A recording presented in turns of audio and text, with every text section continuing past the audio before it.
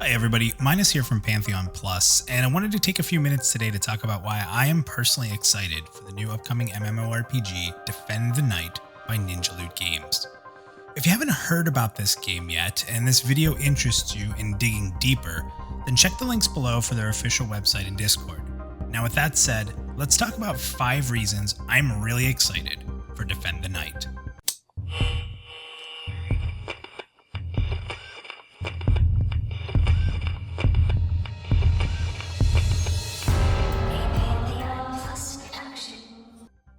Reason number 5 is Ninja Loot Games' values and core beliefs. At this point, it should be fairly evident that I'm a big fan of independent developers within the gaming space. Don't take this as a dislike for the big boys in the AAA studios in any way, but I always find it very special when an independent developer can really sink their teeth into a project and go against the norms or trends that we see in any given genre. Ninja Loot Games, the studio behind Defend the Night, is an example of one of those companies, and it's very obvious in their core beliefs which they list on their website. To begin with, they believe in player-focused design, stating, and I quote, "At Ninja Loot Games, we're working hard every day to bring back the challenge, fun, and adventures to the MMORPG genre," end quote. The developers are also big-time fans and veterans of the genre. In the definition of their core values, they state, quote, "We're comprised of MMORPG fanatics and veterans, disenfranchised by the current state of the genre, striving to make the game that we'd want to play. We value honest design, no pay-to-win elements, and promoting social interaction to create a living, breathing world for our players to enjoy," end quote. And one of the final statements the company makes is a very simple but impactful tagline, quote, "Modern gameplay, classic design," end quote. Moving on to reason 4, they have a very high level of community engagement. The team at Defend the Night is very consistent in delivering updates to their community across a variety of social media platforms. You can expect video clips via Twitter weekly showing off new animations, gameplay changes, or class updates which are easily digestible but keep fans of the game updated. While they do good work on Twitter, where their community interaction really shines is within their official Discord community. Here they open up a lot of direct dialogue with the supporters of the game, in which they will often discuss class design or even ask for feedback on different developmental ideas.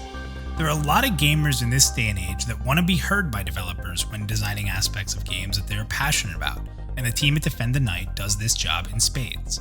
Recently, they held a large open roundtable discussing the implementation of their Enchanter class, asking for new ideas, feedback on some very big ideas they had, and encouraging open discussion about how the class should play. This level of interaction is not common in game development, especially at this stage of development. Being a fan of Defend the Night kind of means that you're part of their team in a sense, and they've done a great job in bringing their supporters along for the ride. Number 3 is unique takes on classes. Now, it would take me forever to go through all of the design philosophy in their classes which they've discussed so far, but the team at Defend the Night are not satisfied with simply looking at classes from a traditional sense and changing out a couple of spells. For example, in their Shadow Knight, they've implemented a shared tanking system between the Shadow Knight themselves and their pet. This allows dynamic decisions on when to let the pet tank and when to take charge back into the player's hands, but it also ties the pet and player to a singular health bar, making decisions more important and meaningful around how the two will interact with one another. For their Enchanter, they've begun discussing interesting ideas in which the Enchanter would enchant a construct pet, who would enable them to perform certain spells or skills or abilities through the construct, either by using its power or sacrificing it completely. They even went a step further on making the Enchanter different from what we're accustomed to seeing, by introducing a unique way to offer the party a way to select their buffs or enhancements through the use of a summoned Enchanter's table, enabling players to pick a limited number of buffs from those presented through the table. And finally, in the design of their Cleric, they've designed the class not only to be a heavily armored healer that can toss out heals from the backline, but they've enabled players to play a Cleric as a frontline support who can dish out some damage while helping their party.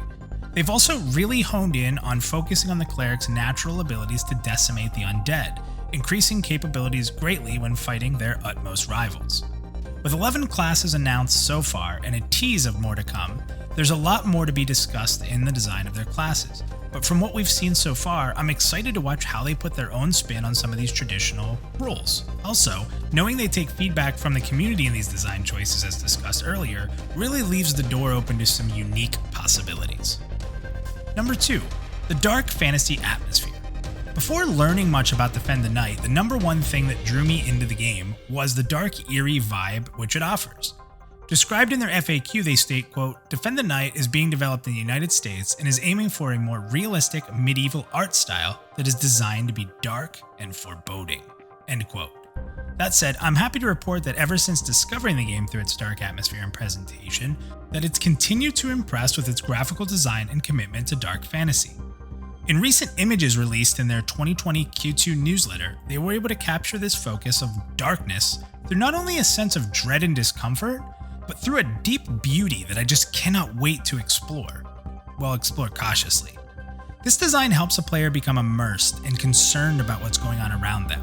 While not exactly the same thing, I equate this to playing a game like Silent Hill, where the atmosphere around you is always responsible for keeping you in a state of uneasiness, instead of a game like Resident Evil, which is simply just looking to hop out and scare you on occasion.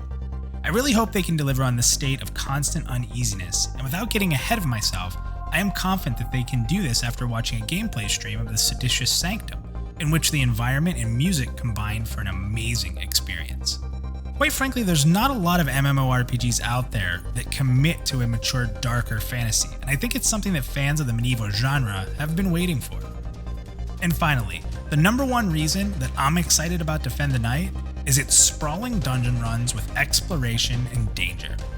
If anyone knows me, they know that I'm a huge fan of dungeon runs in MMORPGs, and in Defend the Night, they're looking to deliver in a huge way on large, ominous dungeons, in which they believe a player could get engulfed in exploration. In a lot of games we play today, dungeon runs have become very linear. However, level designer Pi has made it very clear that this dungeon experience will be different from what you're accustomed to seeing. And during our interview with the development team on PlusYou, Pi had this to say, quote, "The one thing I can't stand in modern MMOs is that it takes you sometimes 12, 20, 30 minutes tops, and you go from A to B to C. You run through it, you rush through it, you kill the named mobs, and you're done. And I guarantee you all that you can't think back to all the cool memories you had while you were in there. Like taking time to enjoy all the beauty of the things around you, the dangers around you. It's not like that. And the one thing I can tell you is that it'll take you weeks to master the dungeons. You're looking at Seditious Sanctum, parts of Seditious Sanctum in the videos here. Keep in mind, it's not finished, but it's huge. It's massive. Some of the other dungeons I've worked on already are even bigger. Do you remember when doors were bigger? Everything was big in scale. We're bringing that back.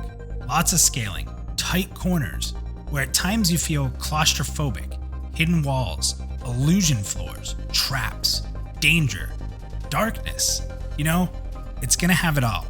Dungeon crawl will be an absolute journey, end quote.